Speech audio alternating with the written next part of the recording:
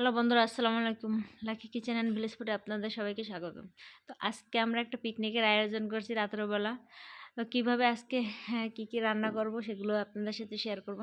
তো আজকে হলো বিরিয়ানি রান্নার আয়োজন, আর মুরগি দিয়ে আমরা বিরিয়ানি রান্না করব, আর কীভাবে রান্না করব সেটাই আপনাদের সাথে শেয়ার করব। তো প্রথমে আমরা চুলায় আগে জাল ধরাই দিয়েছিলাম। তো সবাই মিলে তো অনেক মজা করে রান্নাটা করতেছি।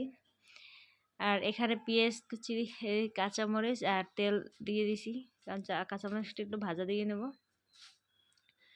তো পেঁয়াজটা ভালো করে ভাজতে হবে, মানে একদম বেশি লাল লালও করব না, যেহেতু এখানে আগেই মাংস রান্না করব। আর এখানে একটু পেঁয়াজটা হালকা ভাজা দিয়ে তারপর এই যে আদা রসুন বাটা দিয়ে দিছি, জিরার গুঁড়ো, আদা রসুন বাটা, এই যে জিরার গুঁড়ো দিয়ে দিলাম।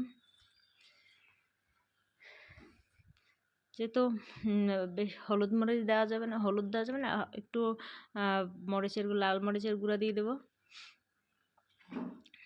তো এটা একটু ভালো করে লাড়ে চেড়ে একটু মশলার গন্ধটা এই যে কমানোর জন্য একটু তেলে ভাজা দিয়ে নিলাম। এর ভিতরে বাদাম বাটা দিয়ে দিলাম। আপনারা চাইলে চীনা বাদাম অথবা পেস্তা বাদাম যে কোনো কিছু ব্যবহার করতে পারেন।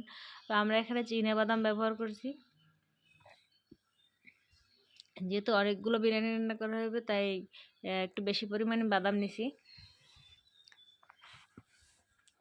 তো বিরিয়ানি রান্না করার জন্য বেশিরভাগ ক্ষেত্রেই টক দই ব্যবহার করেন, তো আমরা এখানে টক দই ব্যবহার করবো না, এখানে তার বদলে দুধ এবং বাদাম ব্যবহার করব।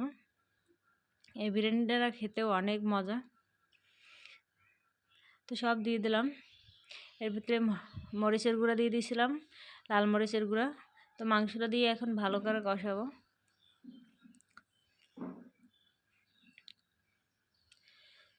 এটা কিছুক্ষণ কষানোর পর আর আলুগুলোও দিয়ে দিলাম, যাতে আলুগুলোও সেদ্ধ হয়ে যায়, যেহেতু মুরগির মাংস, তাই একসাথেই দিয়ে দিলাম। দিয়ে দেওয়ার পর এটা ভালো করে কষাইতে হবে। কষাইয়ে মানে এখানে ঝোল না দিলে হবে, যে পরিমাণ ঝোল দিছি তাতেই সেদ্ধ হয়ে যাবে। আর লবণ দিয়ে দিলাম,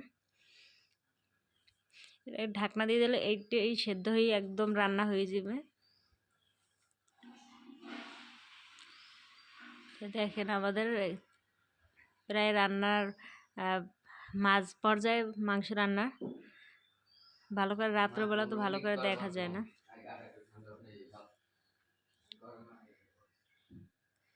দেখেন আমরা অনেকক্ষণ ধরে লাড়াচাড়া করতেছিলাম।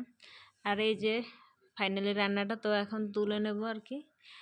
তো অন্য একটা পাত্রে তুলে নিয়েছি, আর ওই পাত্রের ভিতরেই আমি কিছু গরম পানি দিয়েছি, যেহেতু পোলাওটা রান্না করার জন্য।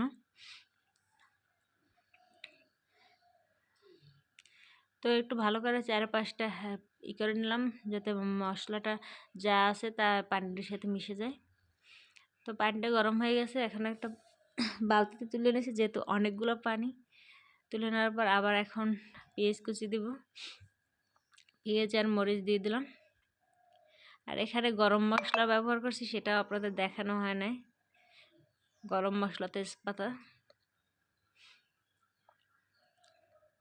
তো এটাকে ভালো করে একটু ভাজা দিয়ে নিলাম। আর কিছু কাঁচামরিচ দিয়ে দিলাম, আবার লবণ। একদম শর্টকাটে আমরা রান্নাটা করছি, কিন্তু অনেক মজা হয়েছে। বিশ্বাস করেন আর নাই করেন, কিন্তু অনেক মজা হয়েছে। এরপর যে দুধ ছিল আমাদের, আগে কিছু মাংসে দিয়ে দিয়েছিলাম, আর কিছু ছিল, এগুলো আবার দিয়ে দিলাম পোলাওতে। এরপর ওই যে পানিটা রাখছিলাম গরম করে, ওই পানিটা দিয়ে দিলাম পরিমাণ মতো, যাতে পোলাওটা সেদ্ধ হয় একদম।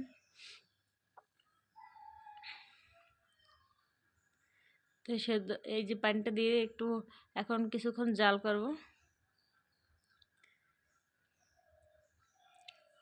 তো এখানে আবার মাংসটা তুলে নিলাম, আর উপরে যে বিরিয়ানির মশলাটা তাও মাংসে দিয়ে দিছিলাম, আর কিছু পোলাওতে দিয়ে দিছি, যাতে ঘেরানটা ভালো আসে। আর এদিকে দেখেন একদম বলক চলে আসছে। তো বলক চলার একটু পরে এটাকে তুলে নিতে হবে। তো তুলে নেওয়ার আগে মাংসটা দিয়ে দেবো আর কি। তো কিছুক্ষণের জন্য ঢাকনা দিয়ে রাখছিলাম, এই যে দেখেন একদম শুকিয়ে গেছে। তো এখন মাংসগুলো দিয়ে ভালো করে নাড়াচাড়া দিতে হবে। আর এখানে তো আলু আর মাংসগুলো আগেই সেদ্ধ করে রাখছিলাম, যেটা রান্না করছিলাম। তো এখন মিক্স করে দেবো, মিক্স করে দিয়ে তারপর তুলে নেব।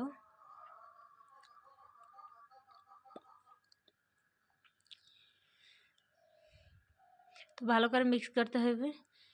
মিক্স করা শেষ, এবার আমরা উপরে তুলে নিছি, কারণ নয়তো নিচে পোড়া লাগতে পারে। এখন এভাবে একটু কয়লা দিয়ে তারপর ঢাকা দিয়ে রাখবো।